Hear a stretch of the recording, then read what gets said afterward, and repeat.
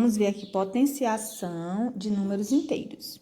Nós temos aqui A elevado a N, né? Esse A aqui é a base com A pertencente a N e N é um número maior que 1. Quem é esse A? Esse A, a gente chama ele de base, né?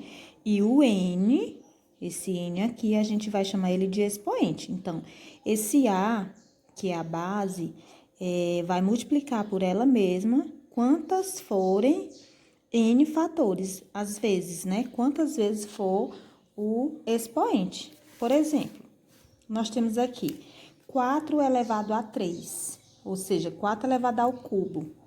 Então, esse 3 aqui, a gente chama de...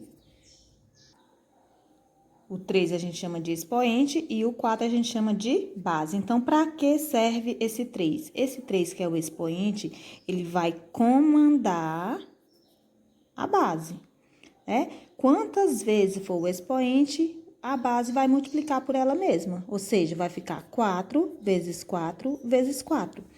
O expoente é um 3, então 1, 2, 3. O 4, que é a base, ela vai multiplicar por ela mesma quantas vezes for o expoente. Então, quando você faz a multiplicação, vai dar igual a 64. Esse 64, ele é chamado de... Então, esse 64 a gente chama de potência, que é o resultado da potenciação, certo? Então, quando tratamos de potenciação de números inteiros com expoente natural, sendo a base um número inteiro positivo ou negativo, temos dois casos, né? Esse primeiro caso aqui, o expoente é um número par. Então, sempre que o expoente for um número par, o sinal vai ser sempre positivo. Eu tenho 2 elevado à quarta potência, aqui é positivo, então vai ficar, você multiplica 2 vezes 2 vezes 2 vezes 2, que é o expoente está indicando, vai ser igual a, multiplicando, vai dar igual a 16.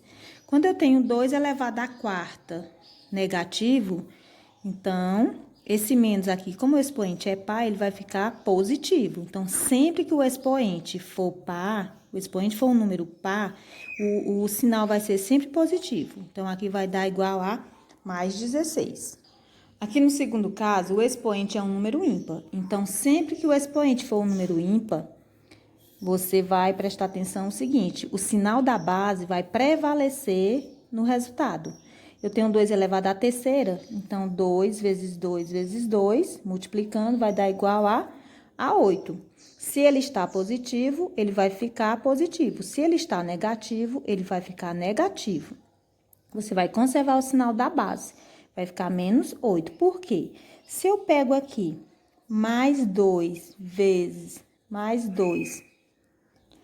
Então, aqui, ó, o sinal mais e mais, pelo jogo de sinal, são sinais iguais, né? Vai ser sempre positivo, então vai dar igual a 8.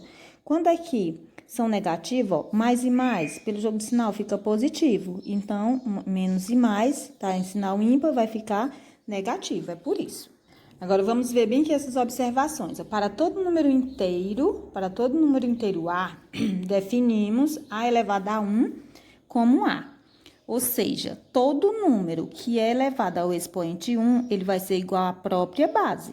No caso, eu tenho mais 9 elevado a 1, ele vai ser igual a mais 9. Se tá mais, continua mais. Menos 8 elevado a 1, ele vai ser igual a menos 8. Então, a base, se o expoente for 1, o resultado vai ser a própria base. Agora, se você tem para todo número inteiro A, todo número inteiro A, com A diferente de zero, definimos o quê?